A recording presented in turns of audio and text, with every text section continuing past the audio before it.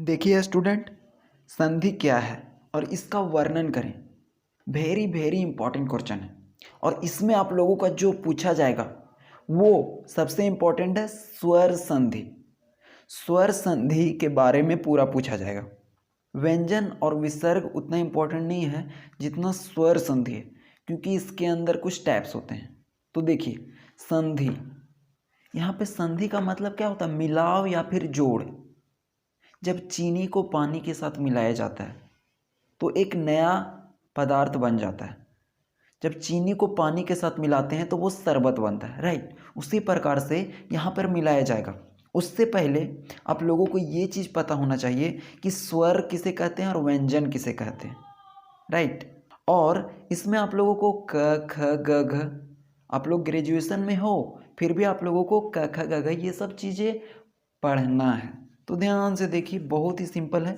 स्वर का मतलब क्या होता है? अ, अमिया, आ, हर्षही, दुर्गही, हर्षऊ, दुर्गऊ, ये सब को स्वर कहते हैं। व्यंजन किसको कहते हैं? क ख ग घ, अंग, च छ ज झ ञ, राइट। ये सब जितना होता है इसको व्यंजन कहते हैं, इसको स्वर बोलते हैं। और अगर कहीं पर डबल बिंदु दे दिया, जिसको इंग्लिश में कॉलन कहते हैं लेकिन हिंदी में विसर्ग कहते हैं, तो ये ध्यान में रखना है। अब संधि का देखिए, संधि दो शब्दों से बना है।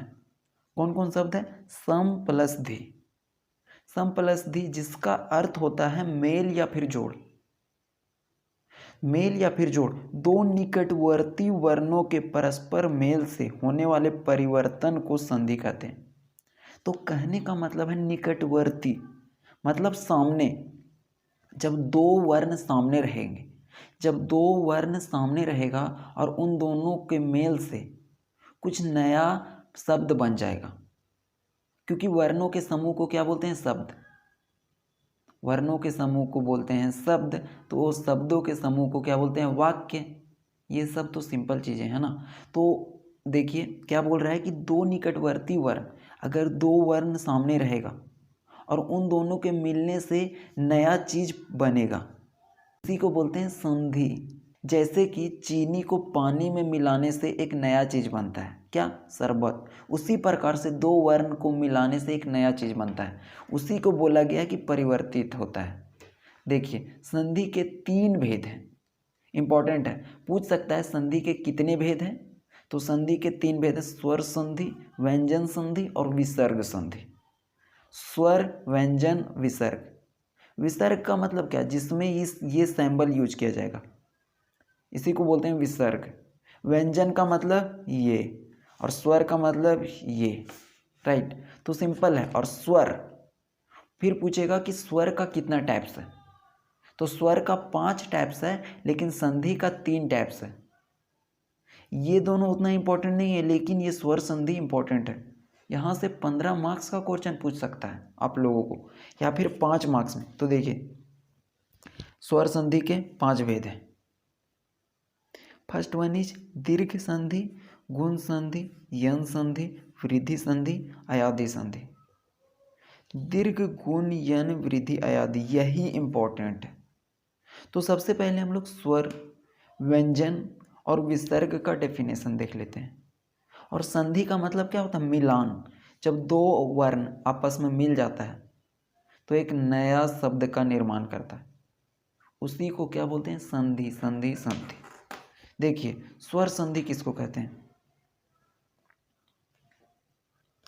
स्वर संधि दो स्वरों के मेल से जो रूप परिवर्तन होता है। और स्वर का मतलब अभी बताएं, अ, अमिया, आ, हर्षही, दुर्गही, राइट। हर्षहु, दुर्गहु, जिसको आप लोग शायद छोटी ई बड़ी, छोटी उ बड़ी उ, ये भी कहते होंगे। तो जब दो स्वर आपस में मिलते हैं, जब दो स्वर आपस में मिलते हैं तो जो रूप परिवर्तन होता है उसी को स्वर संधि कहते हैं। एग्जाम्पल में देखिए एग्जाम्पल में है जैसे परम प्लस अनु। इसमें देखिए म लास्ट वर्ड है और यहाँ पे अ है। म किससे बना होता है? आधा म और अ से बना होता है। तो लास्ट में क्या हो गया? अ, और यहाँ पर भी लास्ट शब्द क्या है? अ। ये दोनों मिलता है तो क्या बनता है? अ और अ, आ बन जाता है। तो इसीलिए परम प्लस अणु क्या हो गया, परमाणु। और क्योंकि अ भी स्वर है और ये भी अस्वर है, तो डेफिनेशन में वही बोला गया कि जब दो स्वर आपस में मिलते हैं तो नया रूप परिवर्तन होता है, उसी को स्वर संधि कहते हैं। दूसरा देखिए व्यंजन, व्यंजन संधि।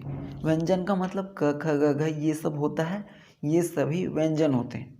तो व्यंजन के साथ स्वर अथवा व्यंजन का मेल से, व्यंजन के साथ जब स्वर मिलेगा या फिर व्यंजन मिलेगा, इसके मेल से जो परिवर्तन होगा उसी को व्यंजन संधि कहेंगे।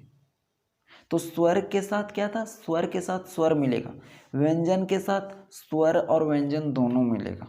जैसे सत प्लस वाणी, तो यहाँ पे देखिए त, ये क्या है, व्यंजन, आधा त है, आधा त है। अगर पूरा त रहता तब इसके पास होता आधा त प्लस अ, लेकिन ये पहले से ही आधा है, इसका मतलब ये क्या है, व्यंजन है।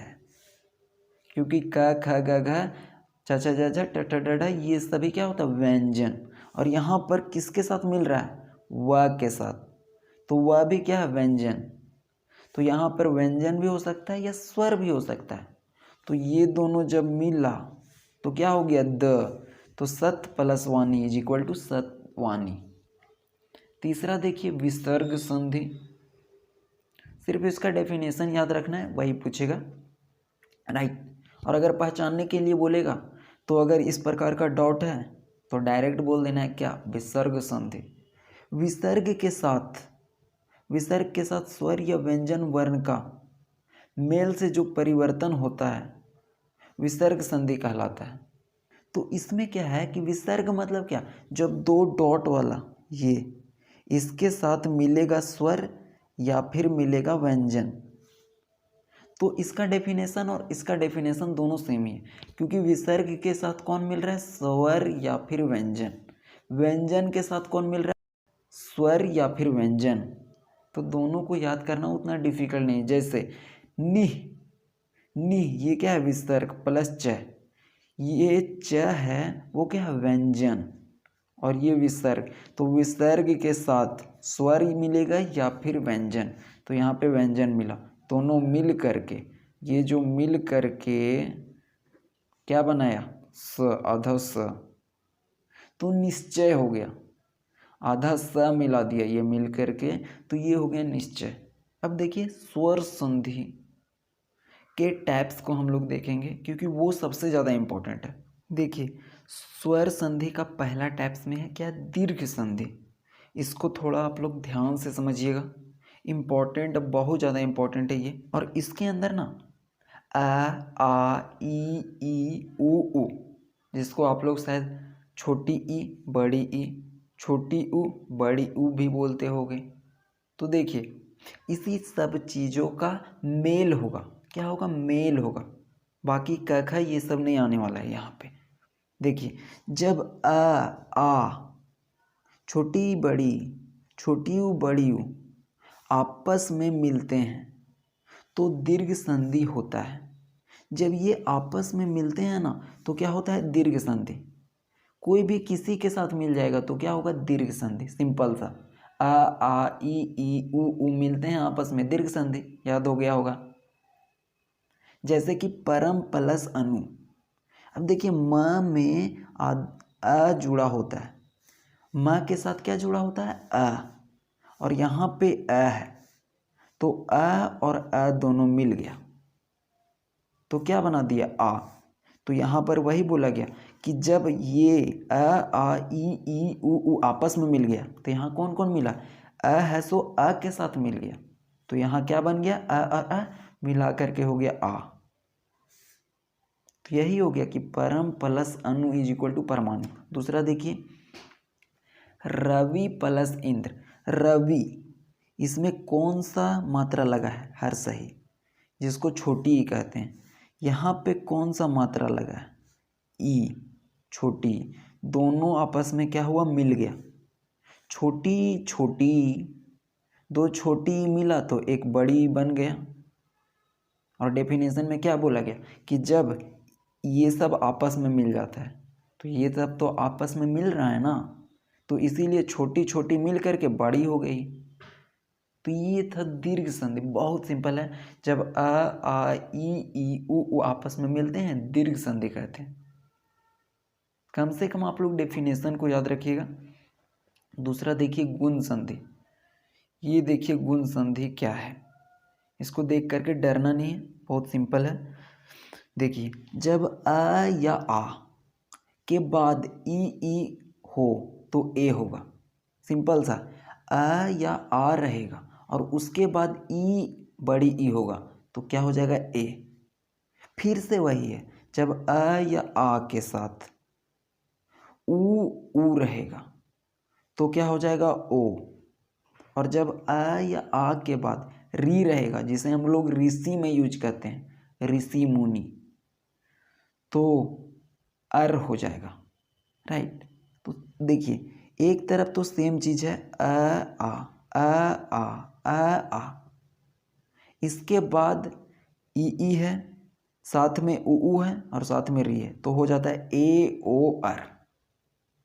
2-3 बार ध्यान से देखिएगा ना तो आप लोगों को याद हो जाएगा। जैसे देखिए एग्जाम्पल में देव प्लस इंद्र, तो देव में व के साथ क्या जुड़ा होता है लास्ट में अ। राइट, अ और यहाँ पे क्या है ई, तो अ और ई मिल गया। अब देखिए अ के साथ ई किस में मिलने के लिए बोल रहा है, अ के बाद ई हो तो ए हो जाएगा, अ के बाद ई हो तो ए हो जाएगा, अ के बाद ई हो तो ए हो जाएगा। तो यहाँ देव जोड़ इंद्र क्या हो जाएगा, देवेंद्र। सिंपल है, सिर्फ ये डेफिनेशन को ध्यान रखना है। राइट, इसको देखिए महाजोड़ इंद्र, यहाँ पे लास्ट में क्या है के साथ अमिया आ है और इंद्र में क्या है, छोटी ई है। इंद्र में छोटी ई है, तो जब आ के साथ ई मिलता है, देखिए किस में है आ के साथ ई, आ के साथ ई मिल गया तो क्या हो गया ए, तो यही हो गया महेंद्र। राइट, 2 कंप्लीट हो गया, 2 कंप्लीट हो गया। ध्यान से समझिए आप लोग, क्योंकि बहुत इंपॉर्टेंट है ये। तीसरा देखिए यन संधि।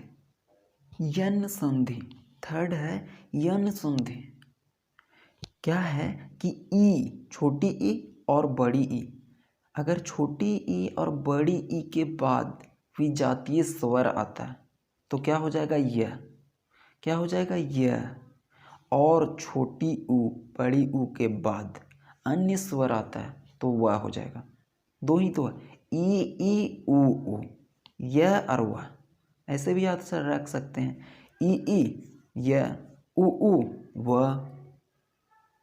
तो जैसे एग्जांपल में देखिए अति प्लस अधिक, अति प्लस अधिक, तो इसमें देखिए कौन सा मात्रा लगा है लास्ट में, छोटी ई लगा है। क्या लगा है, छोटी ई इसके अंदर, और यहाँ पे क्या है शुरू में अ, तो ई के बाद विजातीय स्वर आया क्या आ, तो ये दोनों मिल करके क्या हो जाता है यह, तो वही हो गया अति जोड़ अधिक इज इक्वल टू अत्यधिक। अत्यधिक त है सो आधा बन गया और यह शब्द बन गया, यह शब्द बन गया ई और अ मिल करके, और त है सो आधा हो गया। देखिए वी प्लस आपक, इसमें कौन सी ई है, बड़ी ई, क्योंकि इस प्रकार से उड़ाया हुआ है तो बड़ी ई में कौन आया आ, तो ये दोनों मिला, कौन सा रूल है ये, ई के साथ विजातीय स्वर आ गया, और स्वर का मतलब आ ई यू, और विजातीय इसलिए बोला गया है क्योंकि इसके जात का नहीं होना चाहिए, इसके जात का ई नहीं होना चाहिए, आ उ हो सकता है, इसीलिए तो उतना ध्यान नहीं देना है। इसमें ई और आ मिला तो क्या बन गया या, तो व्यापक। बहुत सिंपल है। यन संधि ध्यान से देखिए, ई साथ मिल गया विजातीय स्वर यह हो गया, उ के साथ मिल गया अन्य स्वर वह हो गया। इसका एग्जाम्पल फोर्थ देखिए वृद्धि संधि। वृद्धि संधि जब आ के साथ ए मतलब छोटे ए बड़े ए, मिलाया जाए तो ए हो जाता है। क्या होता है? ए हो जाता है। इसके साथ अगर इसको मिलाया जाए तो ये हो जाता है। आ के साथ ए मिलाया जाए तो ए हो जाता है। आ के साथ ओ मिलाया जाए तो औ हो जाता है। जैसे कि सदा जोड़ एव, इसके अंदर लास्ट में क्या है? इसके अंदर लास्ट में आ है और इसके शुरू में क्या है? ए है। तो आ के साथ क्या जुड़ा? ए, तो क्या बन जाएगा? ये ए। तो वही बना है ए, सदैव। सदैव क्या बना? सदैव। अब यहाँ पे एक उड़ाया गया है, यहाँ पे दो है, तो इसका मतलब क्या होता है? इसका मतलब अगर किसी अन्य वर्ड में लिखेंगे तो डबल होता है, और अगर ये लिखा गया है तो इसका मतलब है ये ए, राइट। तो इसमें कंफ्यूज नहीं होना है कि यहाँ पे एक है तो यहाँ दो कैसे हो गया, इसका मतलब दो ही है, राइट। देखिए दूसरा भी देख लेते हैं। वन प्लस औसत, वन में लास्ट में क्या है? आ, प्लस ओ, आ प्लस ओ, आ प्लस ओ क्या बन जाएगा? औ। तो वन औसत। लास्ट देखिए, लास्ट देखिए, ये देख करके डरिए मत। देखिए ए के साथ अन्य स्वर आएगा तो ऐ हो जाएगा, ऐ के साथ अन्य स्वर आएगा तो आय हो जाएगा, औ के साथ अन्य स्वर आएगा तो औ हो जाएगा, और औ के साथ अन्य स्वर आएगा तो औ हो जाएगा। इसमें सेम पैटर्न को फॉलो किया है, सभी जगह पे सेम चीज लिखा गया है। देखिए सिर्फ ए आई ओ औ, ए आई ओ औ, और यहाँ पे देखिए ऐ है तो यहाँ आए, यहाँ पे औ है तो यहाँ से आओ, ऐ आय औ आओ, ए आई ओ आओ, राइट। तो अगर ये रहेगा तो ये हो जाएगा, ये रहेगा तो ये हो जाएगा। इसका एग्जाम्पल देखिए, नए प्लस अन, नए में लास्ट में क्या है? कौन सा एकार है? ए का, तो ए प्लस अन में पहला आकार कौन है? अ, तो क्या हो जाएगा? अय।